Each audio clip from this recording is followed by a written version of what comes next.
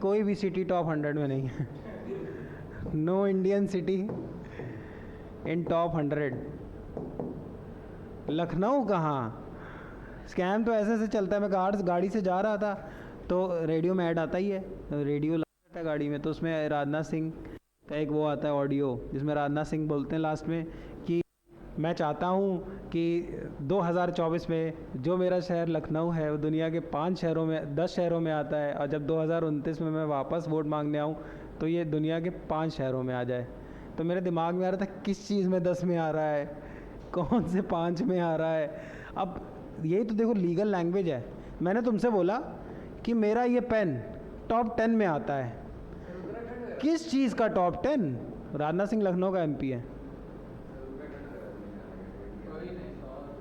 कुछ नहीं, लिवेबल कहाँ? भी बहुत चीज़ें होती लिवेबल में।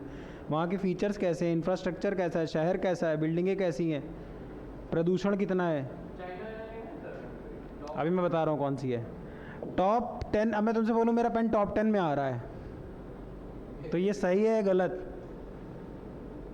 ये स्टेटमेंट सही है या गलत? सही तो है, लेकिन कौन से टॉप 10 में? कौन सा टॉप 10? लीगली तो ये बात सही है, मेरी घड़ी बेस्ट है। किस पैरामीटर से? अब वो बोल रहे हैं लखनऊ टॉप 10 में आ रहा है, और मैं चाहता हूँ 2029 में टॉप 5 में आ जाए। किस चीज़ में टॉप 10 में आ रहा है? नहीं, किस चीज़ में तुम बताओ ना। मैं देखो ये मत सुनना कि मैं किसी पार्टी स्पेसिफिक का नाम ले रहा हूँ, ये उनकी बुद्धि है, इसमें गलत कुछ नहीं है। मेरा पेन बेस्ट है, इसमें गलत तो कुछ नहीं है, बेस्ट है। अब किस मायने में है, किस लिए है, किस लिए, उसका कोई रीज़न नहीं है। समझ में आ रहा है? अब हाँ, वेटिकन सिटी है। अब देखो भाई, अब ये इसमें तो हज़ारों शहरों की गणना होगी, तो मेरे अंदर इतना इंटरेस्ट नहीं रहता कि कौन सी। तुम लोग नया नया पढ़ रहे हो, तुमको इंटरेस्ट आता है कि चाइना की कंट्री है कि नहीं। मैं ऊपर के 2-3 देख लेता हूँ। वर्ल्ड की नंबर 1 लिवेबल सिटी है न्यूयॉर्क। देखो तो, तुम गए न्यूयॉर्क? अरे यार, अब हर मैं पहली क्लास में क्या बोलता हूँ, there is no black, there is no white, there is always a grey area. बदबू आ रही होगी तो पैसा भी तो आ रहा होगा। उनके अपने पैरामीटर हैं। अब ये हर आदमी, अभी बताऊंगा कौन बताता है, हर आदमी का अपना पैरामीटर है ना भाई। किसी को गांव पसंद है, किसी को शहर पसंद है, किसी को बहुत हसल में रहना है कि नहीं मेरे को तो पैसे ताबड़तोड़ कमाने हैं चाहे बदबू कितनी भी आए। अब किसी को है नहीं मैं गांव में रहना चाहता हूँ, इसमें गलत कुछ नहीं है। पर तब बोलो, मैं तुम्हें नहीं बोल रहा, पर ये सब चीज़ें तब बोलो जब तुम वो करके छोड़ दो कि हम न्यूयॉर्क, लंदन, अमेरिका सब घूम आए हैं, तब तुम गांव में रहो। अब तुम गए कहीं नहीं, अब तुम गांव में बोल रहे हो नहीं भाई माई इंडिया इज़ ग्रेट, तो मज़ा नहीं है ना भाई। तुम रह के आओ, तुम छोड़ दो, तब मज़ा है। तुम रोल्स रॉयस खरीद के साइकिल से चलने लगो, तब मानता है ना भाई। तुम साइकिल पे चलो और बताओ कि रोल्स रॉयस मुझे तो नहीं चाहिए, मैं तो कुछ नहीं भाई, क्या करना है इतना गाड़ी वाड़ी लेके, तो कोई मतलब नहीं है। अब इनका कुछ पैरामीटर रहा होगा। अब उसमें इन्होंने बोला नंबर 1 पे न्यूयॉर्क है, नंबर 2 पे लंदन है, और नंबर 3 पे यूएस का एक शहर है सैन जोस। अब क्या इनके पैरामीटर हैं? 5 पैरामीटर होते हैं, इन्वायरमेंट, इंफ्रास्ट्रक्चर, जीडीपी, बहुत कुछ देखते हैं, आसानी भी देखते हैं ना। अब देखो तुम लोग कैसे सोच रहे हो कि प्रदूषण सिर्फ देखना है। अब मान लो मुझे रात में 2:30 बजे आइसक्रीम खानी है, सुनते रहे ना, तो अब तो लखनऊ में ब्लिंकिट आ गया, स्विगी आ गया जिनी, पर आज से 4-5 साल पहले था। तो उस समय के हिसाब से ये भी तो उस शहर में रहने के लिए एक उस शहर का यूएसपी है, उस शहर के फ़ायदे की चीज़ है ना। ये उस शहर को रहने योग्य बना रहा है, लिवेबल। मैंने क्या बोला, लिवेबल, कितना रहने योग्य है। अब मुझे रात में 3 बजे हार्ट अटैक आ गया, अब मेरे आसपास 100 किलोमीटर में कोई हॉस्पिटल ही नहीं है, सर्जन ही नहीं है। मैं बच सकता था अगर मेरे को आधे घंटे में ट्रीटमेंट मिल जाता तो, पर अब मेरा शहर ऐसे रहने योग्य नहीं था। माइंड मत करना इस चीज़ पे। अब पता चला हम गोंडा में रह रहे थे, और हमको रात में 3 बजे अटैक आया, हमको आधे घंटे में अगर कोई बढ़िया सर्जन देख लेता तो हम बच जाते। अब वहाँ 3 बजे कोई सर्जन ही नहीं था, टपक गए, तो ये शहर लिवेबल नहीं रहा। हमको रात में 3 बजे आइसक्रीम खानी है। हम कितने भी रईस हों, तुम कितने भी रईस हो, पर अब तुम मान लो रह रहे हो कानपुर देहात में, तुम वहाँ के सबसे बड़े ज़मींदार हो, कहाँ से खा लोगे 3 बजे आइसक्रीम? नहीं खा पाओगे ना। लेकिन लखनऊ में खा लोगे, शायद बेंगलोर में, लखनऊ में तुम 3-4 बजे नहीं खा पाओगे, बेंगलोर में तुम 24 घंटे खा लो, मुंबई में तुम 24 घंटे खा लो। तो शहर कितना रहने योग्य है, सिर्फ ये एक बात प्रदूषण पे नहीं डिसाइड होगा। गांव की, तो ये गांव की भाषा है। अरे भैया शहर में बहुत दिक्कत है, गांव में शांति सुख है। गांव में शांति सुख है, लेकिन गांव में बहुत कुछ नहीं भी है। तुमको यही बोलते बोलते हार्ट अटैक आ जाएगा तो बस चले ही जाओगे। शहर में 10-15 मिनट पे एक को तुमको सर्जन मिल जाए, देख लो। अब तुम इतने जगह पढ़े होगे, हमको कोई शौक़ नहीं है टीचर कहलाने का, और मैं फुल टाइम टीचिंग भी नहीं भी करता हूँ। बट मान लो अब तुम यहाँ पढ़ने आ गए, तुमने तुमको पढ़ा दिया। अब टेक्नोलॉजी, अभी तो हम इतना फोकस नहीं करते इस पर कि हमको बहुत बहुत स्टूडेंट चाहिए, लेकिन अब तुम मान लो तुम कहते हो हम मऊ के हैं सर, तुमको वहाँ वो टीचर ही नहीं मिल रहा। तुम पढ़ना बचपन से कहो चाह रहे हो, लेकिन तुमको उस तरीके से किसी ने कभी एक्सप्लेन ही नहीं किया, तो तुमको कभी इंटरेस्ट ही नहीं आया। तो तुमको कभी इंटरेस्ट नहीं आया तो तुमने कभी पढ़ाई नहीं की। तो सिर्फ टीचिंग नहीं, लॉयर हो गया, सीए हो गया। शहरों में अब ये न्यूयॉर्क सिटी 1 पे इसलिए आ रहा है ना, वहाँ पे हर चीज़ की अम्यूनिटी है।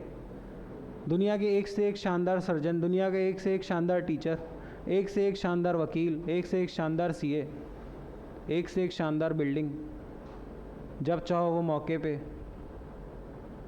लखनऊ में बहुत सारी चीज़ें नहीं मिलती अभी।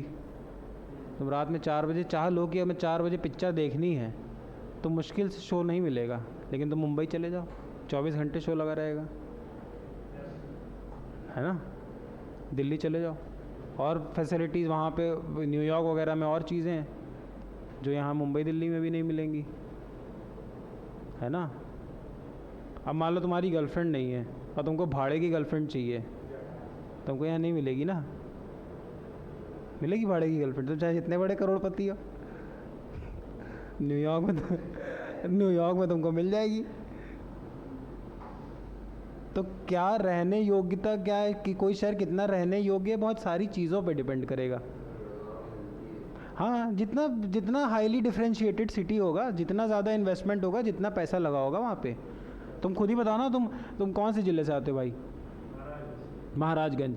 अब महाराजगंज का कोई कितना बड़ा करोड़पति हो, कितना बड़ा करोड़पति हो, रात में अगर उसको 4 बजे महाराजगंज में आइसक्रीम चाहिए, उसके घर में ख़त्म हो गई, ये तो खा नहीं पाएगा। अब वो मत बताना कि नहीं वो सर शटर उठवा देगा और निकलवा ले। हाँ हाँ,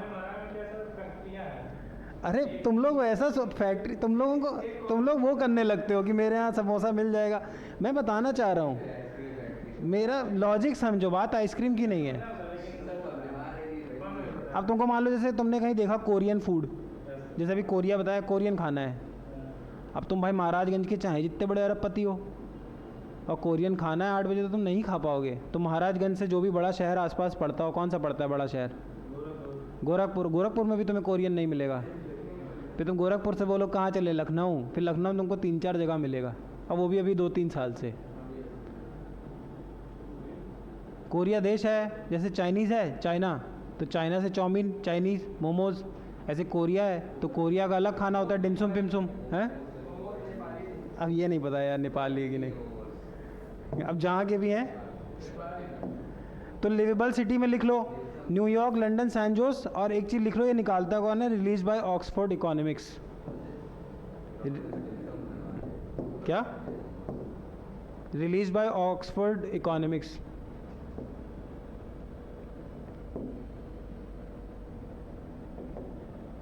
चलें आगे, क्या कहते हो? चलिए आ जाओ।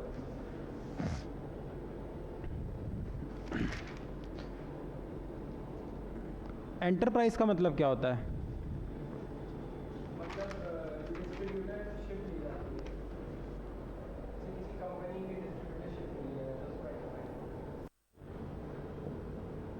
मुझे ये पेन चाहिए, तो ये पेन की पूरी प्रोसेस समझाओ, ये मेरी हाथ में कैसे आएगा?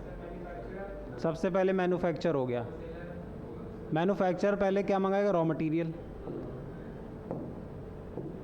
रॉ मटेरियल किसके पास पहुंचा? मैन्युफैक्चरर के पास। सुन लो, ये हो गया मैन्युफैक्चरर। अब पेन बना के इसने निकाल दिया। अब डिस्ट्रीब्यूटर, डिस्ट्रीब्यूट करेगा ना, बांटेगा। डिस्ट्रीब्यूटर, फिर डिस्ट्रीब्यूटर देगा किसको? होलसेलर को। होलसेलर किसको देगा?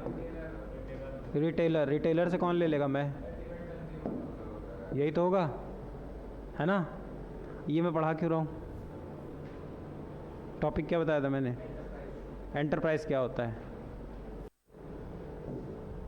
कई दुकानों पे पढ़ा होगा ना एंटरप्राइज, लिखा रहता है। जैसे मान लो मान्या एंटरप्राइजेस, तो एंटरप्राइज का क्या मतलब होता है? बताओ देव। तुम्हारे हिसाब से एंटरप्राइजेस, एंटरप्राइजेस का मतलब ये है, यही है? तुम बताओ एंटरप्राइजेस का मतलब? होलसेल के रेट पे। देखो, दो चीज़ें होती हैं, एक होती है गुड, वस्तु, और सेवा, सर्विस। बिजनेस में दो ही चीज़ें होती हैं। डॉक्टर आपको सर्विस दे रहा है, सब्जी वाला आपको गुड दे रहा है। एंटरप्राइज का मतलब होता है ऐसी कोई भी दुकान जहां पे गुड्स मिलते हों या वहां सर्विस मिलती हो। और बेसिकली एंटरप्राइजेस अधिकतर वो लोग एग्जाम्पल दो जहां दोनों मिलती हो। पंचर वाला टायर ट्यूब भी बेच देता है, मतलब कोई गुड भी बेच दे रहा है, और पंचर बना भी देता है, तो सर्विस भी दे देता है। टायर वाला, पंचर वाला असली में एक एंटरप्राइजेस है अकॉर्डिंग टू डेफिनीशन। एसी वाला डिस्ट्रीब्यूटर क्या करता है? मैंने तुमको क्या बोला कि गुड सर्विस, या तो गुड हो या सर्विस हो, गुड प्लस सर्विस हो, तो इसमें तो सब आ गए। पर अब इसको माइंड मत, पर मैं तुमसे बोल रहा हूँ एंटरप्राइजेस क्या होता है। तुम कह रहे हो डिस्ट्रीब्यूटर। डिस्ट्रीब्यूटर तो एंटरप्राइजेस की डेफिनेशन में, अगर ये एंटरप्राइज की डेफिनेशन है तो डिस्ट्रीब्यूटर तो कहीं ये है। तुम ये बता रहे हो मुझको? साइकिल पंचर वाला कोई डिस्ट्रीब्यूटर थोड़ी है, पर एंटरप्राइजेस है। मतलब हाँ, मोबाइल, श्री राम टावर जाओ, वहाँ मोबाइल बेच भी देगा और मोबाइल सर्विस भी कर देगा। गुड भी है, सर्विस भी है। एसी वाला एसी तुमको बेच भी देगा, एसी इंस्टॉल भी कर देगा। समझ में आया? हाँ, सर्विस भी कर देगा। समझ में आ रहा है? और बताओ जहाँ सर्विस और वो गुड दोनों मिल जाता हो। यहाँ पे सर्विस भी मिल गई और वो जो बुक दी है वो गुड भी मिल गया। बुक गुड है ना? हर जगह एंटरप्राइजेज है। बाइक शोरूम, बाइक भी बेच देगा, पैसे भी ले लिए, बाइक भी नहीं दी। सर्विस भी होती है, और क्या होता है बताओ? बहुत सारे एग्जाम्पल होते हैं, बस ये समझ लो। तो हमारी जो सरकार है वो एंटरप्राइजेस को कुछ पार्ट्स में बांटती है। एंटरप्राइजेस को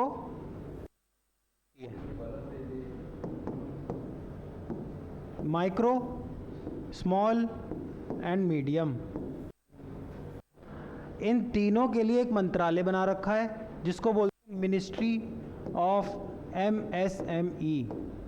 ये मैंने तुमको क्यों पढ़ाया? माइक्रो, स्मॉल, मीडियम समझाऊंगा, एंटरप्राइज समझ में आ गया? उद्यमशील, उद्यम है ना? एंटरप्राइज से वर्ड निकला एंटरप्रेन्योर, है ना? अच्छा, एक एंटरप्रेन्योर कौन होता है? अभी चलो इस पे आएंगे। माइक्रो, स्मॉल और मीडियम, तो अब सरकार ने तीनों इंडस्ट्रियों को तीन में बांट रखा है। डिवीजन ऑफ इंडस्ट्री, इंडस्ट्री मतलब एंटरप्राइज। समझ में आया? अब बताओ माइक्रो, स्मॉल और मीडियम कैसे डिवाइड हो रखा है?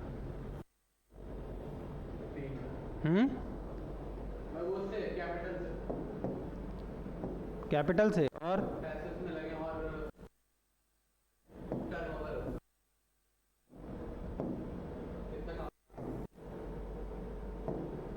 पहले 2022 से पहले गुड्स के लिए अलग था, सर्विस के लिए अलग था। क्यों? देखो, गुड में मार्जिन कम होता है, 100 रुपये का लाओगे तब 120 का बेचोगे। सर्विस में कोई लिमिट नहीं है।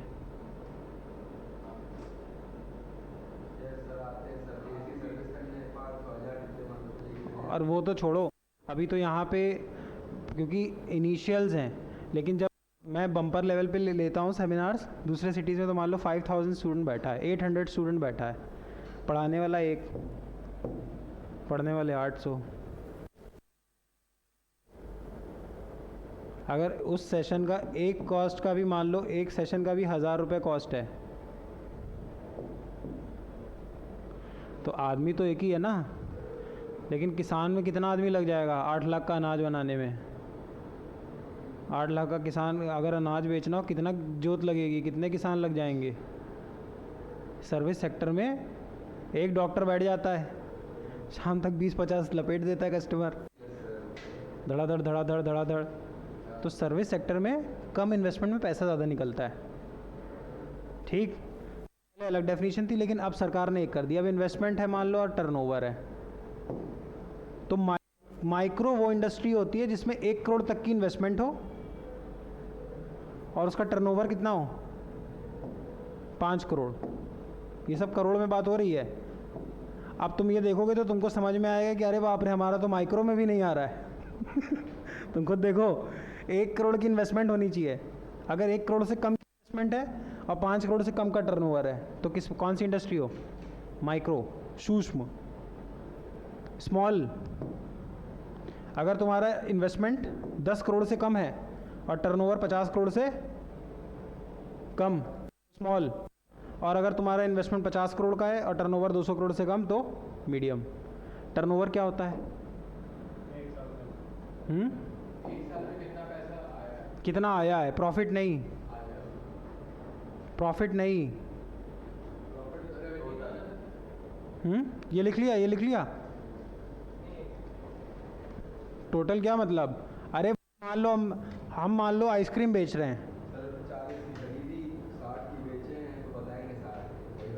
टर्नओवर का मतलब देखो, हम आइसक्रीम मान लो बेचते हैं, हमने शाम तक 100 आइसक्रीमें बेच दी और हमारी एक आइसक्रीम 50 रुपए की थी, तो हमने शाम तक कितना पैदा किया? 5000। क्या हमने सच में 5000 पैदा किया? 5000 तो हमारे गले में आया, ये तो टर्नओवर हुआ। अब इसमें हमने जो ठेली ले रखी थी, जो हम नगर निगम को पैसा दे रहे थे, जो हम वो वर्कर को पैसा दे रहे थे, जो मेरा इलेक्ट्रिसिटी का बिल आ रहा था, अगर रेंट पे है तो रेंट दे रहे थे, तो ले दे के को 1000-2000 ही रुपये बचे, तो वो प्रॉफिट हुआ तुम्हारा। टर्नओवर से प्रॉफिट मत नापो। हो सकता है किसी का टर्नओवर हो 10 लाख पर प्रॉफिट हो 8 लाख। हो सकता है किसी का टर्नओवर हो 10 लाख और प्रॉफिट हो 1 ही लाख, कि उनका 9 लाख रुपए लग भी जाता है। समझ में आ रहा है? हैवी हो रहा है क्या? अब इससे ज़्यादा आसान कोई पढ़ा नहीं पाएगा। ये लिख लिया, एमएसएमई लिख लिया, डेफिनेशन पूछ लेगा एमएसएमई की। चलें, इसकी न्यूज़ बहुत टेक्निकल है, सरकार से डिमांड की जा रही है कि इसकी डेफिनेशन चेंज करो। उस पर मैं जाना नहीं चाहता हूँ, क्वेश्चन क्योंकि तुमसे यहीं से पूछेगा एमएसएमई है क्या। लोग कह रहे हैं कि इसकी डेफिनेशन को चेंज करो। क्यों कह रहे हैं? वो कह रहे हैं कि इतनी हैवी तुमने वो रखी हुई हैं शर्तें, तो एमएसएमई पे जैसे सरकार सब्सिडी देती है, तो एमएसएमई को भी तो सरकार बढ़ाना चाहेगी। छोटे उद्योगों को सरकार बढ़ाएगी ना, क्योंकि उद्योग नौकरी पैदा करता है। मोदी जी कहते हैं ना, ठेला लगाओ। क्यों नहीं उद्योग? वो एंटरप्राइज सर्विस है बेटा। तुमने अभी ठेले वाले देखे नहीं है, कुछ कुछ मजाक नहीं, ठेले वाले बहुत पैसा कमाते हैं। दिल्ली बॉम्बे जाओ, यहाँ चले जाओ, तुमको क्या लग रहा है? ये जो इधर लगा रखा है इन्होंने, यहाँ पे जाके देखना, यहाँ पे आगे एक पान वाला है, उसके पास जीप कंपास कार है, 25-26 लाख की आती है और 7 किलोमीटर उसका एवरेज है। उसको घर से यहाँ आने में 200 रुपये की तेल फूक देता है और जाने में तो 400 रुपये की तो रोज तेल फूकता है पान की दुकान खोलने और बंद करने में। जाके देखना रॉयल एनफील्ड के सामने वाला जो पनवाड़ी है, पान की दुकान है भाई। क्यों? उसका टर्नओवर है, उतना काम कर रहा है। टफ भी तो कितना है, सुबह 8 बजे से बैठा हुआ है रात के 12 बजे तक। सर बड़ी दुकान है क्या? तो तुम जाके देखो, बहुत बड़ी नहीं है पर टर्नओवर है। यहाँ दुकान किसकी बड़ी है इस रोड पे, लेकिन सबके टर्नओवर है। ये ज्ञानीज आइसक्रीम देखो जाके कितना बड़ा है, नीचे देखो गोली कितना ही बड़ा है। अगर 100 रुपये स्क्वायर फीट रेंट है तो 50-55 हज़ार रुपये रेंट भर रहा है। वड़ा पाव बेच के 50,000 रुपये रेंट भर रहा है, प्रॉफिट कमा रहा है ना, मतलब ये तो कैसे भर रहा है। 3 लोगों का स्टाफ भी है। हाँ 3 स्टाफ भी है, दुकान नहीं है, वड़ा पाव ही तो बेचता है वो। अरे बड़ो, अरे नीचे गोली वड़ा पाव यार, तो उसमें 3-4 स्टाफ हैं, रेंट दे रहा है, इलेक्ट्रिसिटी दे रहा है, उसके बाद भी वहाँ टिका हुआ है 9-4-5 साल से। तो कैसे टिका हुआ है? बिल्कुल, यहाँ रेंट थोड़ी कम है, 55,000 रेंट है इसका। तो कहाँ से निकल रहा है? कुछ सेल हो रहा होगा, कहीं सेल हो रहा होगा, कैसे करोगे? कितने टीचर्स हैं यहाँ? 5-6 टीचर्स हैं, तो भाई लॉस में क्यों रन करेगा कोई? अब तुम लोग तो, मैं पढ़ा रहा हूँ इतने दिन से बता रहा हूँ, क्यों रन करेगा कोई? कैसे कुछ होगा? कोई लॉस में रन नहीं करता है। ये तो बैंक पीओ का हम भी पेपर निकालेंगे ना, दरोगा, एसआई, कितने पेपर होते रहते हैं। अभी मेरी एज बहुत ज़्यादा थोड़ी हो गई है, और इतना कम हमको नहीं आता है कि हम बैंक पीओ का एग्ज़ाम ना दे पाए। स्टेनो तो बन जाएंगे कि नहीं? तुमको भी पता, स्टेनो तो बन जाएंगे ना यार, क्लर्क नहीं बन जाएंगे हम। अगर हम चाह लेंगे तो हम क्लर्क नहीं बन जाएंगे। हमको बनना नहीं है, क्या करेंगे? 50,000, 60,000, 1 लाख, 1.25 लाख, 1 लाख की सैलरी होगी। कितनी सैलरी हो जाएगी? 1.25, 1.30, 1.5 लाख, 2 लाख, 2 लाख रुपए होगी तनख्वाह। और कितनी तनख्वाह होगी? तनख्वाह कितनी हो सकती है आदमी की? पीएम की तो 2.5-3 लाख, पीएम तो वो तो लिखी होती है, और अपना कमाता है अलग। वो देखो, करप्शन अलग चीज़ हो गई, लेकिन कितनी सैलरी होगी? बैंक में काम करोगे कितनी सैलरी होगी? कहाँ मिल रहा है 1 से 1.5 लाख? अभी तुम काम करने जाओ तो 10,000 रुपये ज़्यादा नहीं मिलेगा, 70-80 एक बस, और उसमें फ्रीडम ख़त्म।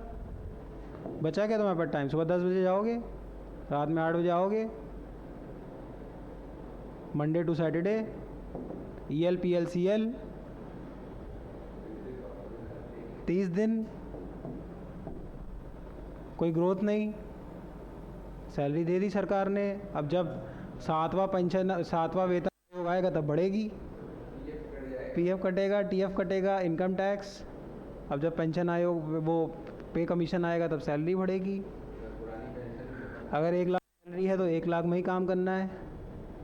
तुम चाह लो कि नहीं मैं इस महीने तो 5 लाख कमाऊंगा, भले कमा पा ना कमाओ, कर ही नहीं सकते, टाइम ही नहीं है। 10 बजे चले गए, रात में 8 बजे आओगे, दिमाग कब लगाओगे? हमेशा जवाबदेही। नौकरी में तो नौकरी हो, चाहे कितने भी बड़े नौकर हो, ऊपर तो कोई मालिक बैठा ही है, वो तुमको यहाँ से हिलने नहीं देगा।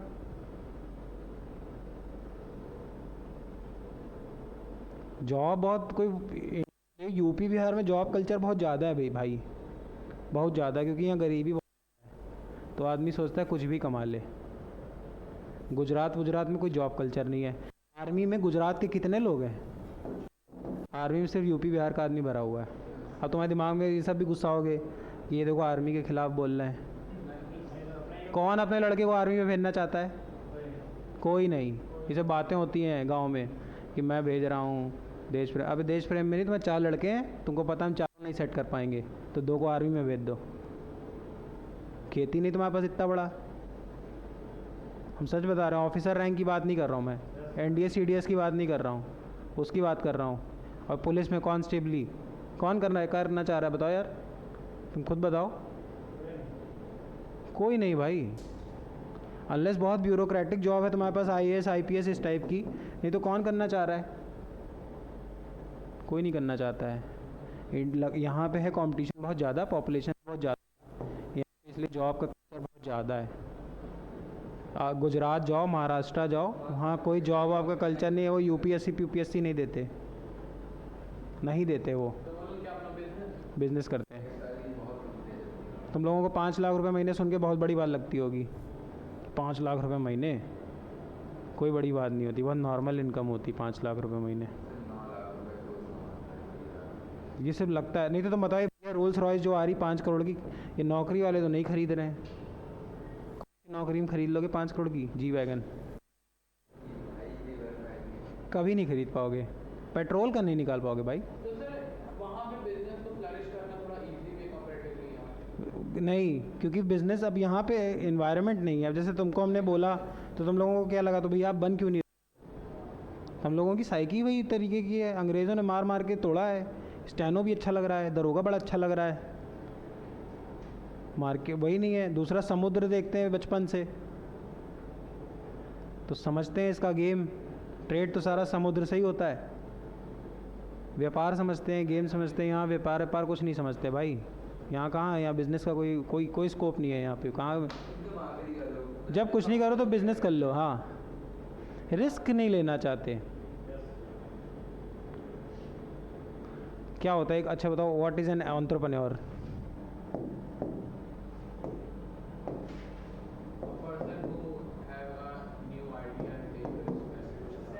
किसी भी बिजनेस को चलाने के लिए क्या चाहिए?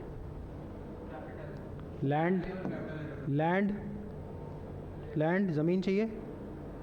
ज़मीन चाहिए, चाहे फैक्ट्री खोलो, चाहे कोचिंग खोलो, चाहे कुछ भी करो, ज़मीन चाहिए। ज़मीन या तो खुद की होगी, नहीं तो ज़मीन तुमसे क्या लेगी? रेंट। दो चीज़ें होती हैं। इसके अलावा तुमको और क्या चाहिए? लेबर चाहिए ना भैया। कोचिंग में स्किलफुल लेबर चाहिए। कोई सॉफ्टवेयर कंपनी स्किलफुल लेबर चाहिए कि कोडर चाहिए? है तो लेबर। फैक्ट्री चलाओगे तो अनपढ़ भी चल जाएगा। लेबर तो लेबर होता है, स्किल हो चाहे अनस्किलफुल। लेबर क्या ले जाएगा?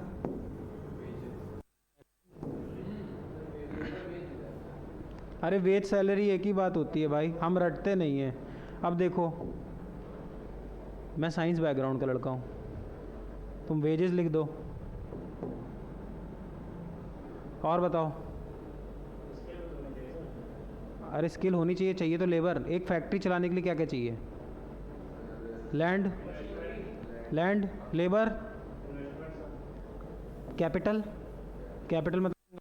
मतलब पूंजी। अब ये मत बोलने लगना कि मशीन चाहिए, ये चाहिए, वो सब इससे आ जाएगा।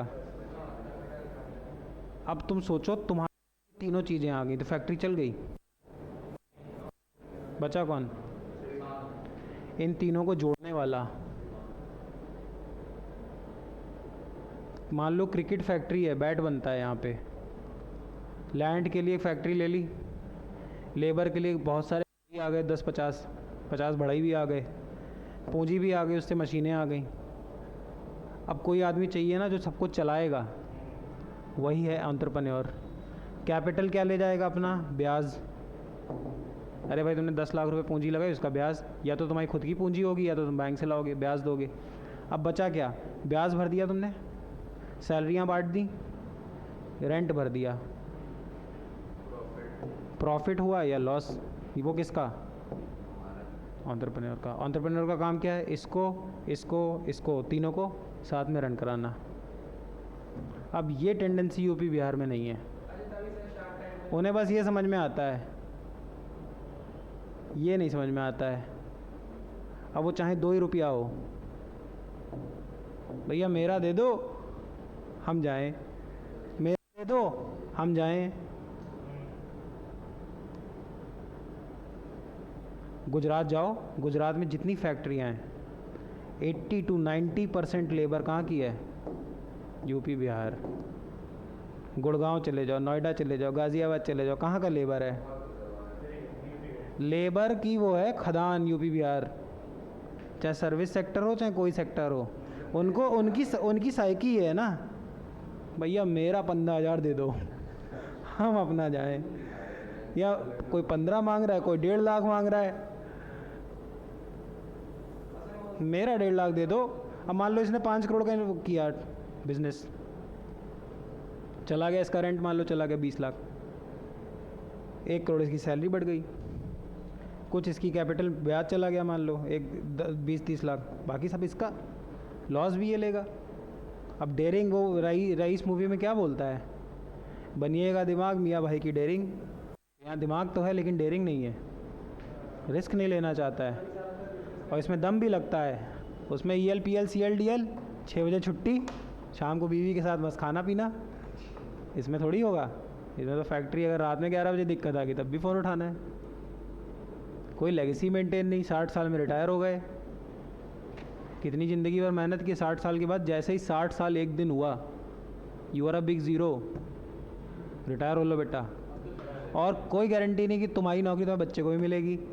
बिजनेस में ऐसा नहीं होता है, तुम जहाँ छोड़ोगे वो वहाँ से शुरू करेगा। और कोई इनकम की लिमिट नहीं होती। अगर लॉस भी होता है तो इनकम की भी कोई लिमिट नहीं होती।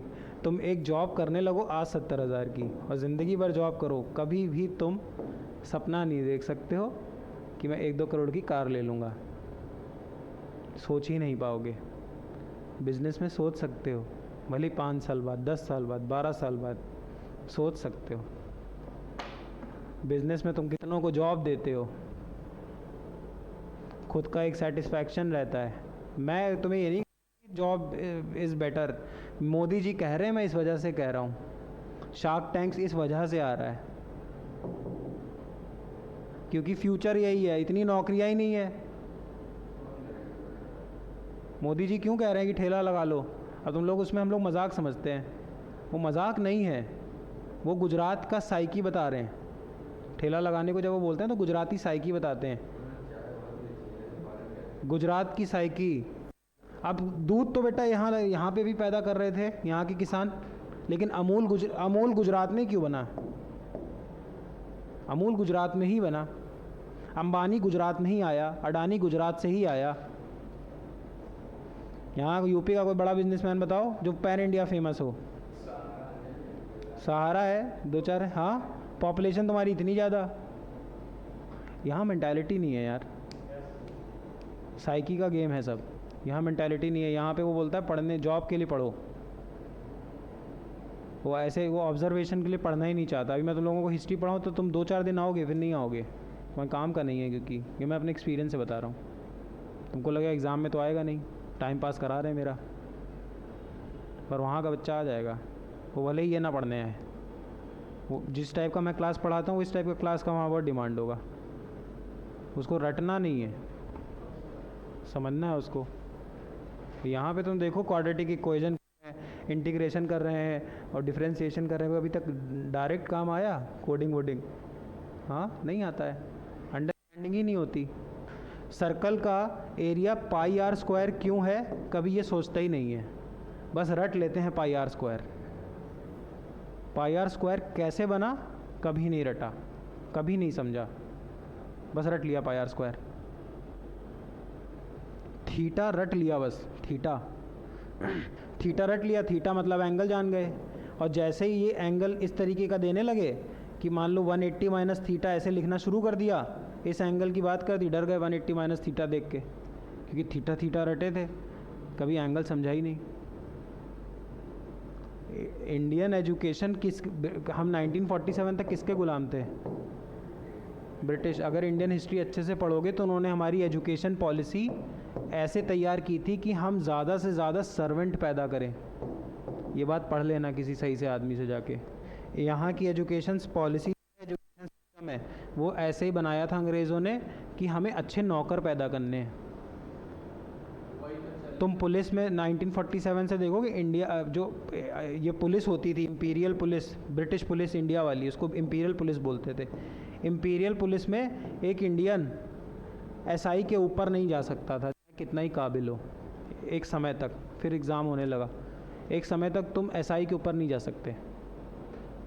तुम circle officer, DSP, SP, DGP, IG, DIG नहीं बन सकते हो, अंग्रेज़ ही बनेगा। आर्मी में तुम मेजर, जनरल, लेफ्टिनेंट, कर्नल कुछ नहीं बन सकते। उन्होंने एक नौकर कौम पैदा करनी चाहिए, और उस हिसाब से इंडिया की एजुकेशन बना के रख दी। और तुम आज भी देखो, सब भेड़ चाल में साइंस लेता है, PCM इंजीनियरिंग, क्योंकि इंजीनियरिंग तुरंत नौकरी दे देती है, भले 20,000 की दे। लॉ नहीं देगी। लॉ में क्या है, टैलेंट होगा तो चलोगे, नहीं तो दिक्कत में आ जाओगे। डॉक्टरी में भी यही है, ये सब प्रोफेशनल्स हैं। CA BTech में नहीं है ऐसा, MBA में नहीं है, क्योंकि नौकरी की कभी कमी नहीं पड़ेगी ना इस चीज़ की।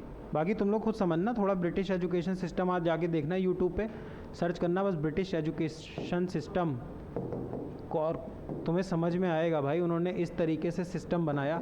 तुम बताओ हमारी लैंग्वेज क्या है? हिंदी। मैं तुम लोगों को हिंदी में सही से पढ़ाता हूँ, तुमको ज़्यादा समझ में आता है ना, लेकिन हम लोगों को इंग्लिश में ही बचपन से इंग्लिश में ही पढ़ा रहे हैं। क्यों? इंग्लिश तो एक लैंग्वेज होनी चाहिए थी बस। फ्रांस में इंग्लिश थोड़ी बोल रहा है, फ्रेंच बोल रहा है। जर्मनी में इंग्लिश थोड़ी जर्मन बोल रहा है। चाइना में चाइनीज़ नहीं बोल रहा है, मैंडरिन बोल रहा है, मतलब मैंडरिन बोल रहा है, इंग्लिश नहीं बोल रहा है। जापान में जापानीज़ बोल रहा है, इंग्लिश नहीं बोल रहा है। इंडिया में इंग्लिश बोल रहे हैं। तुमको समझ में अच्छा आएगा हिंदी में, पर तुम पढ़ोगे इंग्लिश में। ये कब होगा? जब तुमको एक नौकर बनाना है अच्छा बढ़िया, इंग्लिश पढ़ो। ये मैं कोई कॉन्स्पिरेसी के अगेंस्ट नहीं, तुम जाके सोचो कि ये मेरा दिमाग ख़राब करता है। अरे भाई तुम समझो ना, उन्होंने इंडिया पे डायरेक्टली अच्छे से रूल करना शुरू किया 1765 से, बैटल ऑफ बक्सर के बाद। मैं हिस्ट्री में नहीं जा रहा, बहुत लंबी हिस्ट्री है। अब रूल किया 1947 तक, 200 साल रूल किया। अब एक बात बताओ, जब वो बाहर से इंडिया में आते थे रूल करने, तो उनको उन पे प्रशासन का खर्चा बढ़ता था ना, एडमिनिस्ट्रेशन। अगर मुझे क्लर्क भी ब्रिटेन से मंगाना पड़ेगा तो ज़्यादा तनख्वाह लेगा, लेकिन अगर मैं क्लर्क यहीं पैदा कर दूंगा, स्टेनो यहीं पैदा कर दूंगा, तो मेरा पैसा बच गया ना। तो तुम देखो जितने इस टाइप की जॉब्स हैं इंडिया में, क्रेज़ है एकदम मैनेजरियल जॉब का, और उसमें थोड़ा बहुत करप्शन, तो आदमी खुश होता है। आदमी समझता है इंटरनेट जितनी स्पीड से बढ़ रहा है, करप्शन उतनी स्पीड से घट जाएगा। आज से 15-20 साल बाद करप्शन का स्कोप बहुत कम हो जाएगा। कहाँ करोगे चोरी? अंगूठा लगता है, सब ऑनलाइन हो गया है। ये सब वो लोग समझते हैं गुजरात महाराष्ट्र में। यानी जिसके भी पापा गवर्नमेंट जॉब, पूछ लेना गवर्नमेंट जॉब करना कितना टफ हो गया है। पहले बहुत आराम होता था, मेरे पापा भी हैं, मुझे बहुत बोल नहीं रहा हूँ, लेकिन पहले बहुत आसान होती थी। 2 घंटा गए हो गई नौकरी। हाँ, कहो 6-7 दिन नहीं कर रहे हैं, लेकिन तुम उनसे पूछ लेना स्ट्रेसफुल है पापा की नहीं। अरे मस्त रहते हैं, लेकिन फिर तुम उनसे पूछना हो तुमको। हाँ, मैं तुमको एक्सपीरियंस से बता रहा हूँ, मैं बहुत लोगों से बात करता हूँ। बहुत टफ होता जा रहा है गवर्नमेंट जॉब। और अगर मोदी सरकार और रह गई 5-10 साल, तो गवर्नमेंट जॉब और ख़त्म हो जाएंगी। अरे मेरे भाई, अभी हम लोग की बात हो रही थी लास्ट क्लास में कि ट्रेन चल रही है, ट्रेन पब्लिक सेक्टर में चलती है, और पहली ट्रेन बताई मैंने तेजस चल गई प्राइवेट में। अभी तुमको सबसे पहली बार बताई थी कि जब पहली बार उंगली पकड़ाओ, 1215 में उसने थोड़े से राइट्स दिए, और फिर धीरे धीरे आज क्या हो गया, क्वीन सिर्फ एक बैठी हुई है। तो आज एक तेजस चली है ना, चल गई 30-50-100 साल बाद। और फ़ायदा भी है, प्राइवेट मोटिव अच्छा है उसका, प्रॉफिट के लिए वो काम करता है। यहाँ 50 ड्राइवर हैं, वो एक ड्राइवर में 4 ड्राइवर का काम करा लेगा। अभी जैसे इसने बताया, भाई ने क्या बता दिया, पापा आराम से हैं, प्राइवेट में नहीं होता ये। प्राइवेट 4 लोगों का काम एक से कराता, तो एफिशिएंसी ज़्यादा होती है। बाकी अब देखो, डरो नहीं इन सब चीज़ों से, स्किल पैदा कर लो। लेकिन हाँ, वो तुम अपना इंटरेस्ट देखो, तुम्हारा किस में इंटरेस्ट है। विराट कोहली पढ़ाई लिखाई तो किया नहीं, स्किल है क्रिकेट खेलने की। कि कुछ भी हो जाए, चाहे सरकारी है चाहे प्राइवेट आए चाहे कुछ है, उसको थोड़ी सरकारी एग्ज़ाम देने की ज़रूरत थी। वो कलाकार है, उसको पैसे बनाने, पैसे तो आएंगे ही। Money is a by product. अपनी स्किल आनी चाहिए, तुमको लोग पैसे देंगे अपने आप। आगे लिखो। 46th Antarctic treaty, 46th Antarctic treaty consultative meeting.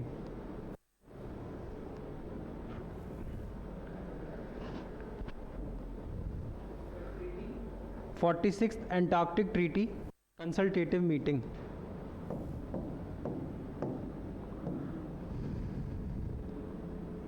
ये टॉपिक लिख लो यार, अभी नेक्स्ट क्लास में करेंगे। 46th Antarctic treaty consultative meeting. मैं नेक्स्ट क्लास जब लूँगा तो मुझे बताना इस टॉपिक से पढ़ाना है, ठीक? अब थक गया हूँ मैं, चलो बाय। और थोड़ा माइंडसेट बड़ा रखो ब्रो। सवाल पूछना था हाँ, सर, इंडिया से अभी ब्रिटिशों के पास पैसा वगैरह ज़्यादा है क्या? इंडिया से ज़्यादा? इंडिया से ज़्यादा है क्या अभी भी? हाँ। नहीं, इंडिया से ज़्यादा नहीं है, इंडिया के आसपास है, लेकिन बात है उनकी पॉपुलेशन कम है। अब मान लो तुम्हारे घर में कोई 2 लाख कमा रहा है, हाँ, मैं कहना उनके पास पैसा ज़्यादा है क्या हम लोगों का? अब अगर वो हमसे ज़्यादा माल बेच रहे हैं तो जा ही रहा है। और कभी हिस्ट्री पढ़ाऊँगा, ड्रेन ऑफ वेल्थ थ्योरी, तो तुमको समझ में आएगा कि कैसे जा रहा था। अब देखो, मान लो ब्रिटिश, हाँ, मेरा कहना है जो रूल करते थे उन्होंने छोड़ा था, उसके बाद से सर कुछ पैसा रिजर्व के पास जाता है क्या? लोगों में देते हैं क्या वो छोड़ने के लिए? नहीं। मैं समझ नहीं, ब्रेक मिनट। मैं बताऊँ? ये कह रहा है कि जो उन्होंने हम लोग को आज़ाद किया था, उसका हम लोग क्या अभी भी कुछ एक कंपनसेशन की तरह देते हैं क्या? अब नहीं होता है। नहीं, लेकिन कभी और अच्छी गणित समझोगे तो आज़ाद, उन्होंने आज भी आज़ाद हुए नहीं हो।